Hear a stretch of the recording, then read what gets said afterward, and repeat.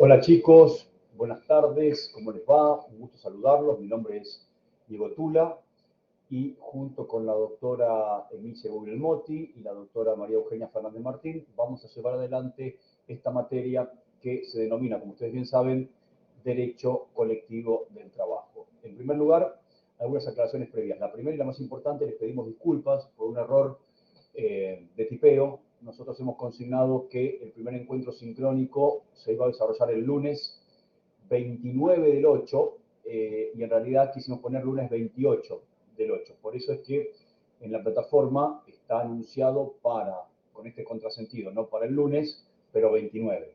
Mañana a mí me resulta imposible llevar adelante este encuentro sincrónico de manera tal que lo vamos a hacer de manera asincrónica. Como se trata de una charla o una clase introductoria, entiendo que el impacto es menor y no habría mayores inconvenientes. De todos modos, naturalmente, seguimos en contacto a través de la plataforma por cualquier inquietud.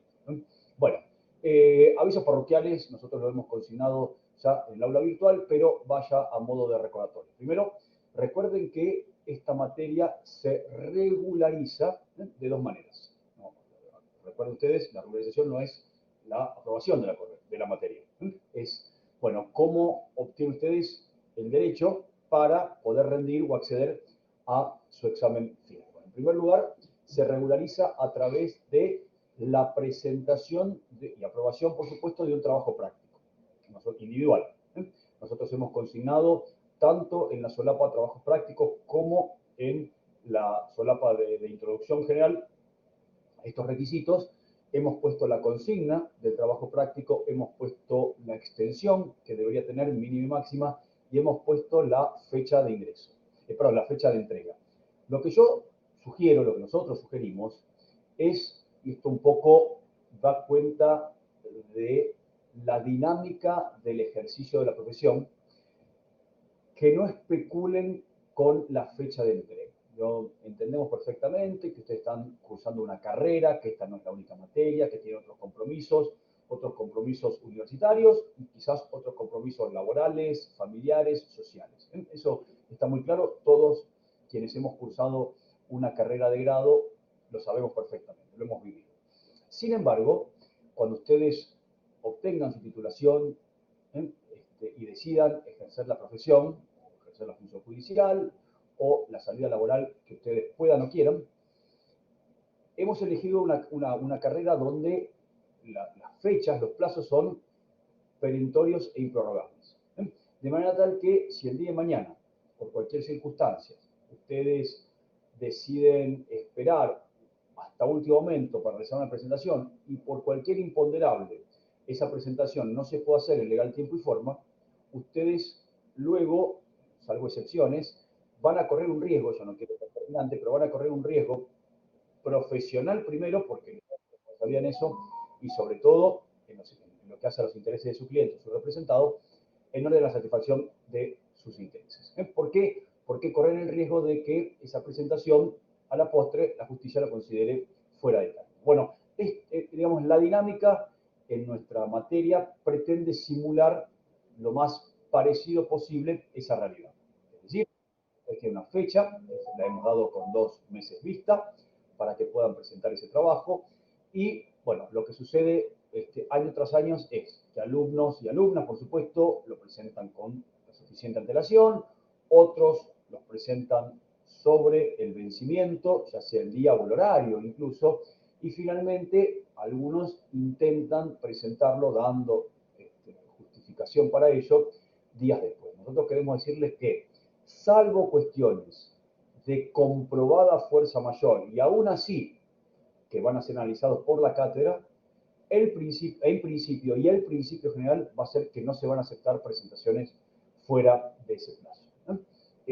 Insisto, no le estamos dando las consignas del trabajo con 2 días de antelación o con una semana de antelación, sino con 2 meses de anticipación, tiempo por demás suficiente para que ustedes primero estén noticiados con debido tiempo y luego tengan el suficiente segmento temporal, como se dice en derecho, para que puedan realizar las averiguaciones y las investigaciones del caso. Vaya a nuestro consejo entonces para que no dejen todo al último momento, porque después, por supuesto, vienen los problemas. Una vez que ustedes presentaron el trabajo práctico, nosotros lo vamos a corregir y en caso de que logre su aprobación, el segundo requisito para aprobar, para lograr la regularización de la materia, va a ser la presentación y la aprobación de un examen parcial. Ese examen parcial va a ser bajo el sistema multiple choice, de manera tal que en las fechas que estipula la universidad, recuerden que los profesores no tenemos incidencias de las fechas, ustedes realizan ese examen, vencido el horario, automáticamente acceden a la corrección, esto lo hace el sistema, y si ustedes aprobaron el parcial y ustedes aprobaron el trabajo práctico, allí sí van a poder tener el acceso al examen final en las distintas fechas, en los distintos turnos, y el examen final va a tener otra modalidad, es decir, una modalidad híbrida o mixta, es decir, puede tener preguntas en formato multiple choice, pero también pueden tener preguntas para desarrollar conceptuales. Recuerden que el examen parcial va a abarcar las unidades 1 a las 5, inclusive la unidad 5. Bueno, cualquier duda o inquietud sobre esto, estamos a entera disposición. La bibliografía recomendada por la cátedra está consignada también en la plataforma, es bibliografía recomendada. No es que ustedes tienen que adquirir necesariamente esos libros, aunque estén digitalizados, o que tengan que salir a comprarlos. Si ustedes, por una cuestión familiar, por una cuestión de trabajo, por la razón que fuere, tienen acceso a otra bibliografía, es perfectamente viable esa otra bibliografía. Lo único que nosotros siempre aconsejamos es traten de que esté lo más actualizada posible. Y si está desactualizada, bueno, hoy en día la digitalización e Internet permite acceder a cualquier plataforma, Infolec, por ejemplo, y hacer el contrapunto de qué leyes están derogadas, qué leyes están modificadas, etcétera, para que ustedes tengan un orden de situación real y actual. Bien, dicho esto, esta clase introductoria tiene alguna particularidad porque yo no quiero, o sea, quiero darles pautas, orientaciones, para que ustedes puedan realizar el trabajo práctico, sin desarrollarlo in voce, yo en esta clase. ¿Por qué? Porque el trabajo práctico apunta, ustedes vienen con el cerebro seteado en Derecho Individual de Trabajo, con el programa viejo. Entonces, ahora nosotros nos encontramos con un fenómeno que, si bien se da dentro del concepto de hecho trabajo, en realidad atiende a una fenomenología fáctica y jurídica totalmente distinta. Totalmente distinta, insisto, sin salirnos del derecho del trabajo. ¿Por qué? Porque nosotros, en Derecho Individual de Trabajo, ustedes lo saben porque lo han cursado, lo han aprobado o no, pero nosotros partíamos de la lógica que, en principio, la relación bilateral era entre dos sujetos y uno de ellos, por ahora, necesariamente es una persona o debe ser una persona humana. Digo por ahora porque hay que ver el trabajo del futuro, ¿no?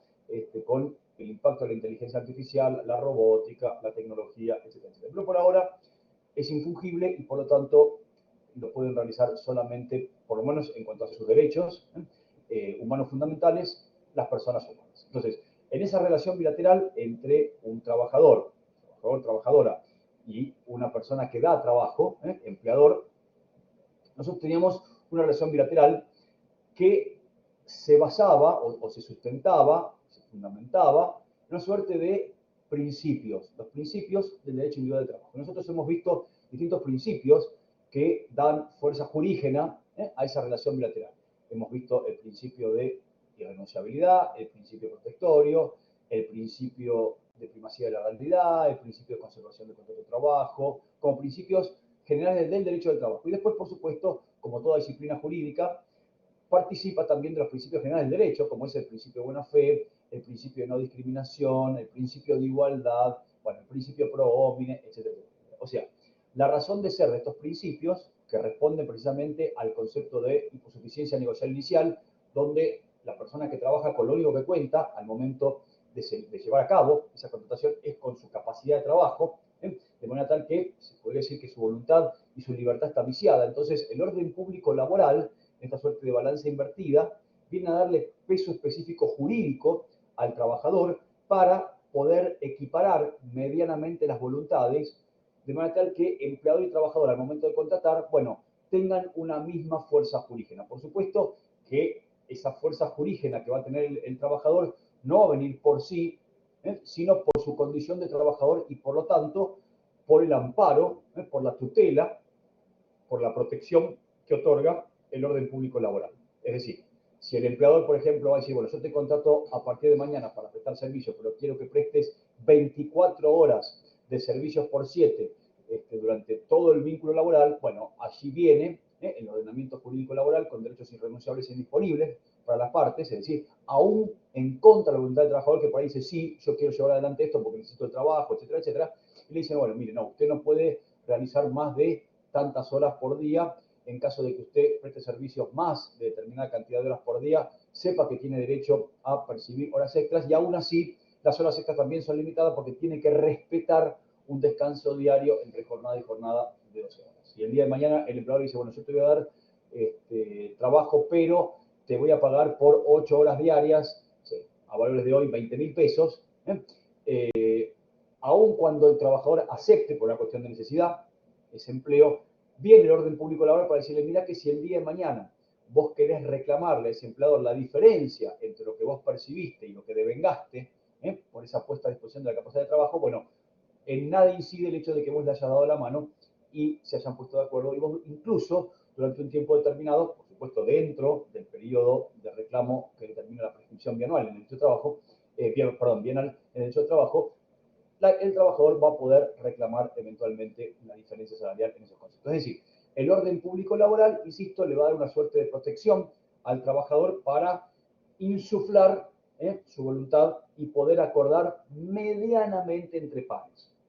Además del momento de la contratación, ese orden público laboral va a estar vigente durante todo el desarrollo del contrato de trabajo y especialmente al momento de su extinción, consagrando, entre otras, la protección contra el despido.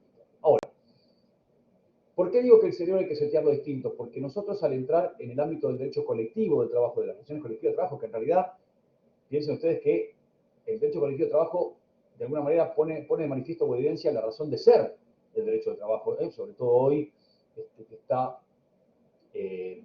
ocupando los principales titulares de los diarios, y los abogados laboralistas lo que hacemos es, por supuesto, desde el academicismo, a quienes nos tocan analizar este fenómeno, bueno, hoy en día se está cuestionando el derecho a la protesta social, etcétera, etcétera, con sus limitaciones, con sus excesos. Por eso es muy, muy interesante el derecho del trabajo, porque es una realidad muy dinámica, muy cambiante, muy actual, y que nos va a dar herramientas para entender mucho de lo que está sucediendo. Esta fuerza de voluntades, de poder. ¿Por qué? Porque en el derecho colectivo de trabajo, a diferencia de lo que sucede en el campo de las relaciones individuales de trabajo, los sujetos del derecho colectivo de trabajo son sujetos que en principio tienen una suficiencia negocial inicial. ¿Qué quiere decir esto? Que prima facie no hay un sujeto débil como existe en el campo de las relaciones individuales de trabajo. Es decir, no hay un sujeto hiposuficiente negocial inicial que con lo único que cuenta es con su capacidad de trabajo. Acá tenemos los empleadores o las cámaras de empresarias, y del otro lado tenemos, bueno, vamos a utilizar por ahora en su concepción genérica, los sindicatos. Vamos a ver, o asociación profesional de trabajadores. Vamos a ver la clasificación de esto, qué tipo de asociación profesional de trabajadores, cómo se clasifican, en función de su clasificación, qué derechos tienen, qué establece el ordenamiento jurídico nacional e internacional, pero no quiero avanzar demasiado en ello porque ya ingreso en el terreno de las otras unidades, y además empezaría a darle letra para los trabajos que nosotros pretendemos que ustedes investiguen. Pero esto es una primera realidad que contrasta con lo que ustedes venían estudiando. Nosotros no tenemos un sujeto débil, sino que tenemos en principio dos sujetos que tienen una misma fuerza negocial. Por eso los conflictos.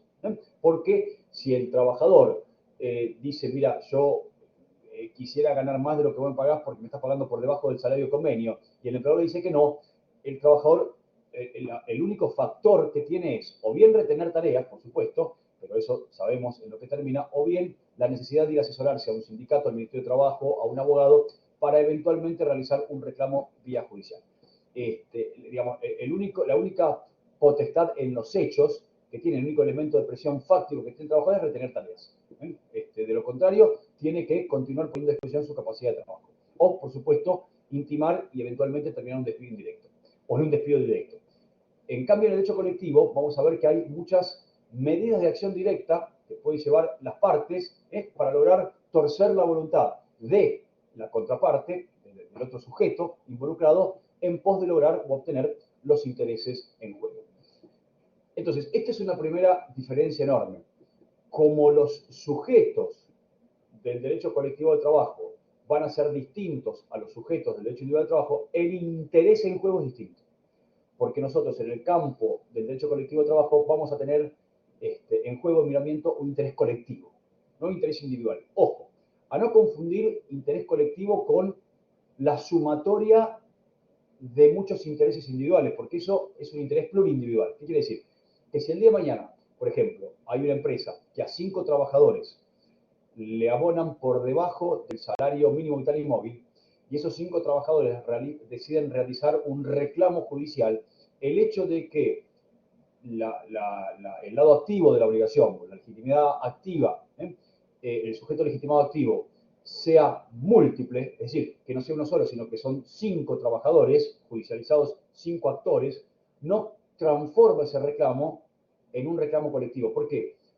Porque el interés colectivo no es solamente, o no representa la sumatoria de las voluntades individuales. Eso es un conflicto plurindividual, o sea, con muchas individualidades. El interés colectivo responde a otro criterio que, por supuesto, yo no se lo quiero adelantar porque va a ser lo que va a justificar los principios del derecho colectivo del trabajo. Y a esto apunta el trabajo. ¿Qué quiere decir? Que, por supuesto, va a haber principios del derecho colectivo de trabajo que van a participar como una especie de común denominador de las relaciones individuales de trabajo. Por ejemplo, el principio de no discriminación, el principio de buena fe. Pero hay otros principios ontológicos que justifican la razón de ser del derecho colectivo de trabajo que van a ser distintos del derecho individual. El principio de irrenunciabilidad, el principio de conservación del contrato de trabajo, el principio de primacía de la realidad, no van a estar patentes en el campo de las relaciones colectivas de trabajo. Va a haber otros principios que pueden ser intrínsecos o extrínsecos. ¿Qué quiere decir? Pueden ser intrínsecos hacia la conformación, la organización y la actividad sindical, la actividad de esa asociación profesional de trabajadores o agrupación de trabajadores. Vamos a ver que no es lo mismo hablar de sindicatos, que hablar de gremios, que hablar de asociación profesional de trabajadores con personalidad gremial o sin personalidad gremial. Bueno, esto ha sido materia también de interpretación jurisprudencial, de adhesión a distintos convenios de la OIT, de pronunciamientos de la Corte Interamericana de Derechos Humanos. Bueno, en fin, esto va a justificar y a darle razón de ser a nuestra disciplina. Por lo tanto, el derecho colectivo de trabajo, si bien participa de algunos principios del derecho individual de trabajo, hay otros que lo definen en esencia. Y lo mismo sucede con el orden normativo involucrado. Por supuesto, va a haber normas de la ley de contrato de trabajo que pueden ser trasladables al derecho colectivo de trabajo. Pero como nosotros estamos involucrando a otros sujetos de derecho, vamos a ver, y de hecho, vamos a ver que el orden normativo que justifica, orienta, establece, condiciona, ¿por qué no?, el actuar de los sujetos del derecho colectivo de trabajo va a ser totalmente distinto al derecho individual. Entonces, chicos, esta primera reunión, simplemente como marco referencial, pretendió que ustedes, por lo menos a través de una audiograbación, tengan en claro cuál va a ser la dinámica de nuestra materia y a su vez las pautas, las orientaciones para no cometer los errores que cometieron el año pasado, cuando nosotros pusimos este trabajo práctico. Bueno, muchos chicos desaprobaron el trabajo práctico porque confundieron los principios del derecho individual con los principios del derecho colectivo. Nosotros no podemos empezar a hablar siquiera mínimamente de lo que es interés colectivo, de lo que es el modelo sindical argentino, los cuestionamientos al modelo sindical argentino, la organización de los sindicatos en la Argentina, los principios del derecho colectivo de trabajo, si ustedes no tienen claro esta gran divisoria de aguas, que no es lo mismo, aun cuando se inserten dentro, o sea, lo comprende pero no lo vota, del derecho del trabajo, son escenarios totalmente distintos. Así que los invitamos a partir de estos disparadores que ustedes sepan para dónde orientar la respuesta a sus trabajos y, por supuesto, continuamos en contacto a través de la plataforma. Buen día, muchas gracias.